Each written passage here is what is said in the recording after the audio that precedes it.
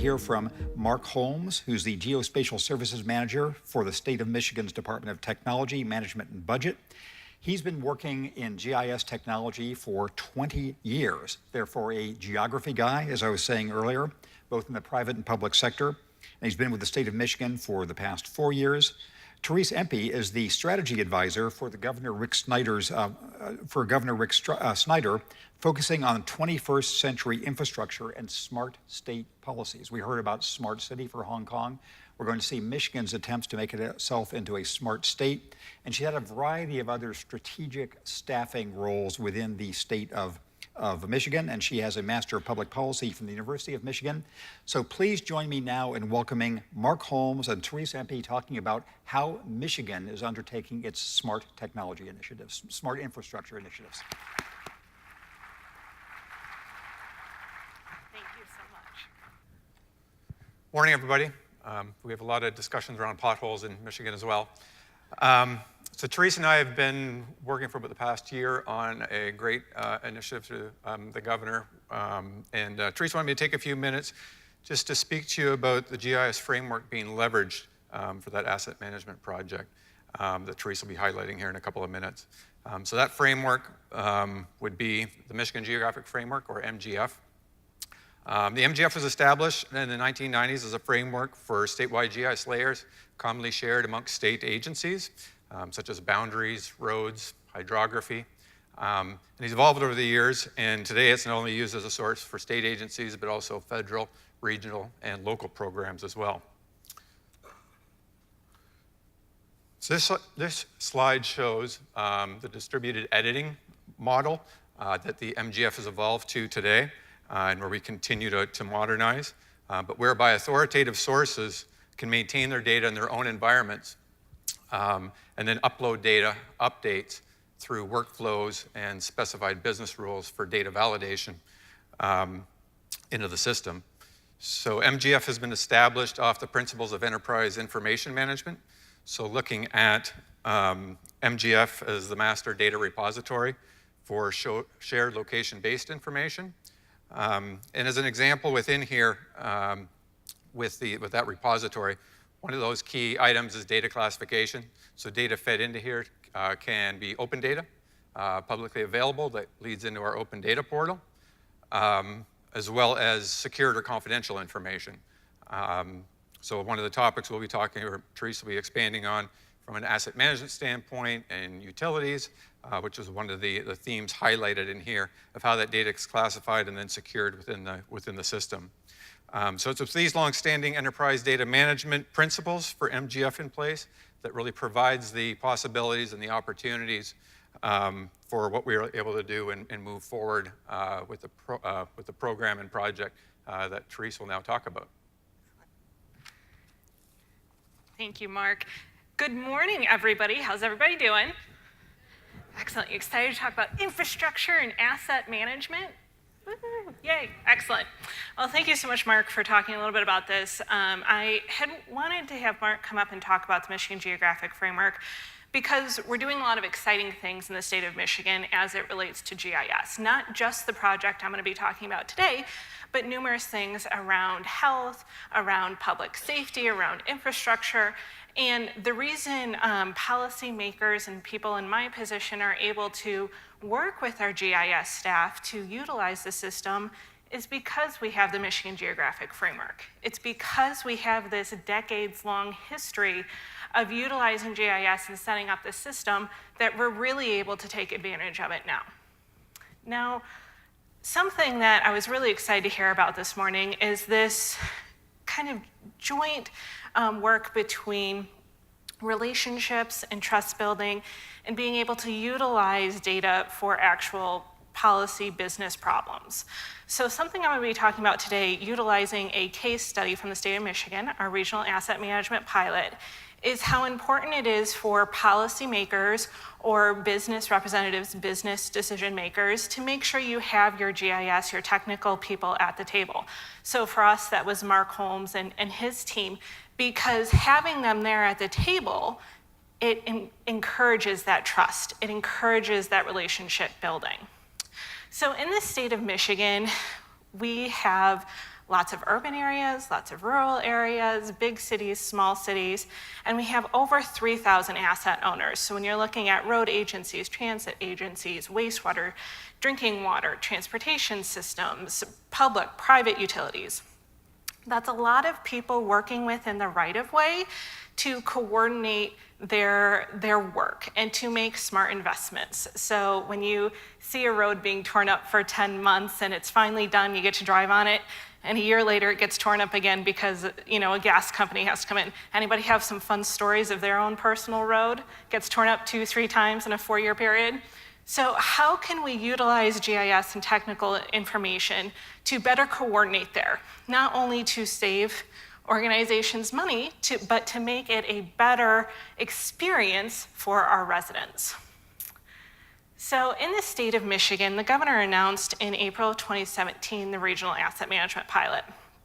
So this pilot was to look at wastewater, stormwater, drinking water, transportation, private utilities, and say, how can we create a roadmap to make a statewide asset management database? So we have lots of cities and regions that have done this across the country, but there hasn't been a state that's been able to put in one system all of these assets and to say conclusively, this is where we're at, percentage good, fair, poor on all of our water, transportation, public, private assets. So we were able to bring together over 120 individuals, and this took place over a 1-year period, which you would think is a long time. Not a long time for this type of a project. And so this included our GIS experts, this included local experts, the DPW directors, the people actually working on the systems in those asset classes to say, if we were to do a statewide asset management database, what is the data we need to collect? How should we collect it? What is the governance models we should use to manage that data? Who gets access to it? So these 120 members got together over a 1-year period. First few months, they decided this is the data you're going to collect, this is what it's going to look like. And then in September of last year, they went out to communities on the west side of state Michigan and southeast side of Michigan, over 17 counties. Over 50% of our population lives in those areas. And they went out to communities and private utilities in those areas, and they said, listen, we have 3 months to collect all this data. It's important, it's going to be a value add to you. Let us help you collect that data. As I mentioned, this was a 1-year program. We had 3 months to collect that data for Mark and his team to put into our central data repository, the Michigan Geographic Framework. One thing we learned is there's 2 holidays in November in the state of Michigan. Those of you outside of the US might not know this. We have Thanksgiving, and we also have deer hunting season opening up. So with those 2 holidays in November, we ended up pushing our data collection to January because we had so many communities who wanted to participate. Not only did this ruin Mark's Christmas, but we did get more communities who ended up participating. So with that, we had a great amount of participation. We had over 158 communities and private utilities who submitted data to the pilot. And I know these maps do look a little sparse, but it is 158. And if you think about the fact that they really only had 4 months to do this over holidays, it's an immense amount of participation that we didn't expect. We thought maybe 2 dozen, maybe 3 dozen if we get lucky. So we were blown away with 158 individuals who want to participate. And I think that's in great part due to Mark and his team and our GIS experts who are at the table. When you're trying to go to a community and say, I want your data, I want you to participate voluntarily, that can sometimes be a really tough conversation to have. And in many cases, Mark and his team have been working with these communities through the Michigan Geographic Framework so that those communities could utilize that GIS information for years. So having Mark and Rob Serber and others at the table with us validating this project and saying it is important and we're going to use your data correctly added to the trust. It added to that relationship building. So the fact that we had such participation here was because we had our GIS experts at the table adding to that trust. So a little bit about the numbers. Starting at 0, at the end of this, we ended up having 540,000 segments of drinking water, a little over 15,000 miles, over 13,000 miles of wastewater, over 6,000 miles of stormwater, and over 14,000 culverts. That's an immense amount of information to go from having nothing to have that much information at the end of 1 year. And we did have plenty of communities at the end of that data collection process that said, I want to continue to participate. You know, I didn't have time to submit data when you were doing the pilot, but I want to do it now. Fun fact, just after this report was released, 2 days later, I got somebody who called me and said, I have 7 communities that want to submit data. How can I? I was like, oh boy, guys, you got to give us a week. Just give me a week. So we have lots of people who still want to participate. And part of that is because it's a value add to them. When we started this process, we brought 120 of the community level members to the table to discuss what this would look like. They said it has to be a value add to the community. It has to be a value add to the regional entities.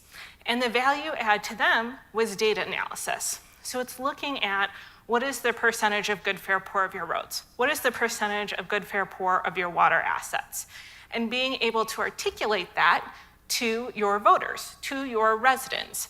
And that is a transparency measure that both helps those who are working on the system on a day-to-day basis to show, I am doing good work with the resources you are giving me. But it also allows them to say, listen, in 10 years, we are going to have a significant investment that's going to be needed on our drinking water assets. And to be able to show residents, to be able to show voters, this is where your assets are at. This is going to be the level of service you are going to have in 5 years if you don't invest now. To be able to articulate the cost may be $1 today, but if you wait for 5 years, it's going to be $15.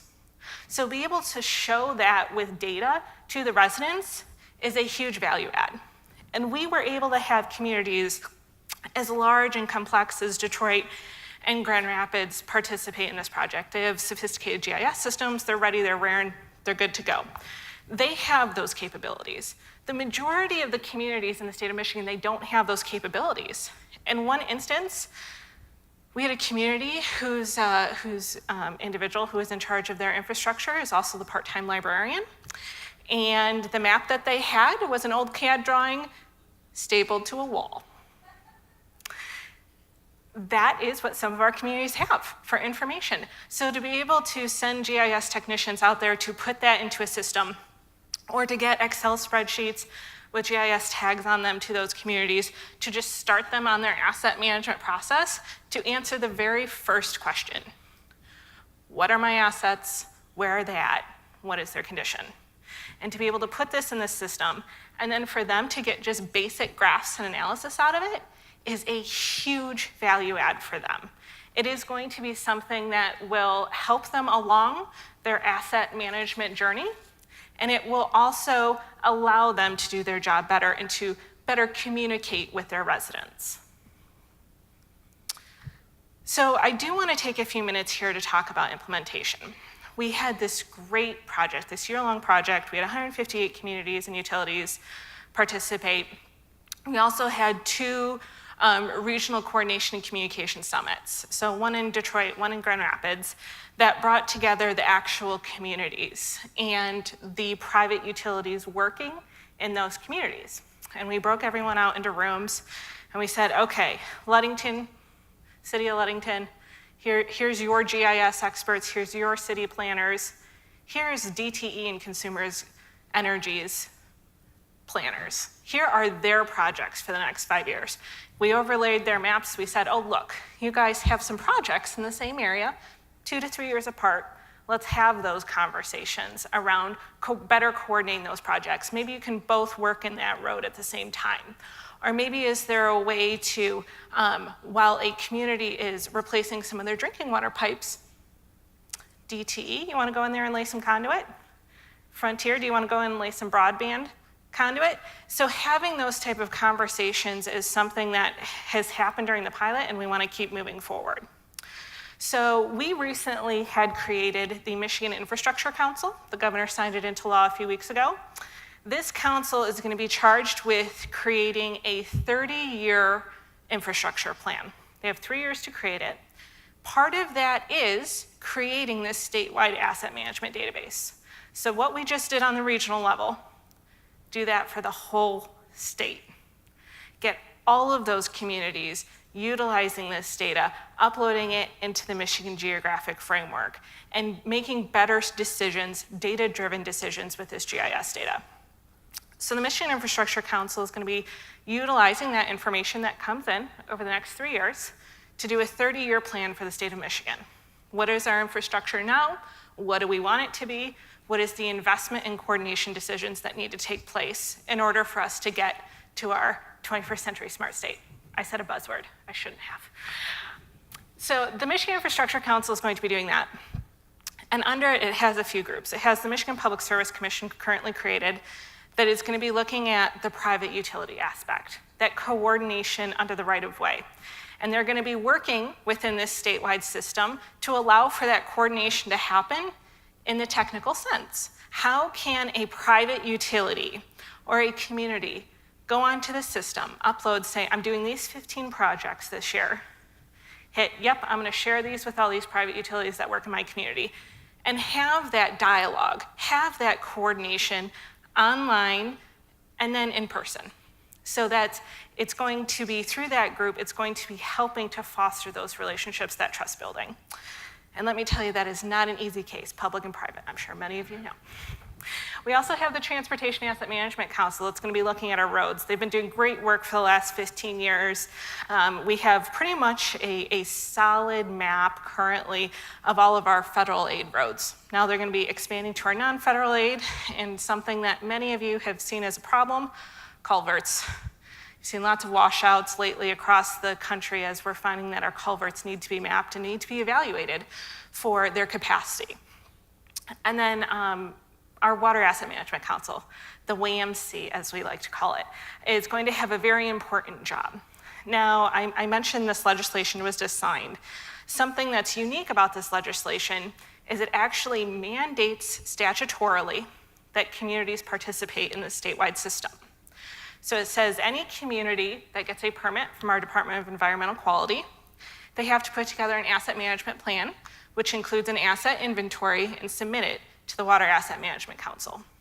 So this isn't only a one-time project. This isn't only a one-time map. This is something that statutorily has been created that is going to allow for better coordination, better communication for all of our communities for the next 30 to 50 to 100 years, regardless of who is in the governor's seat or who is in our legislature. So implementing this, we have a lot of really great people who are going to work on this moving forward. And just to wrap up, I just want to make the note again that it's incredibly important to have our GIS and technical experts at the table. This project would not have been successful if Mark and his team were not sitting at the table day in, day out, talking to the community members. When they had questions about, how do I submit my data?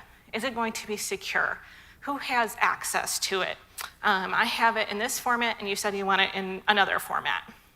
To have the experts, Mark and his team at that table, to answer those questions, it really did build the trust. It's why we were successful. It was because we had their expertise backing us up on our policy project that we were able to get all of these communities on board, and that they are so willing to work with us moving forward.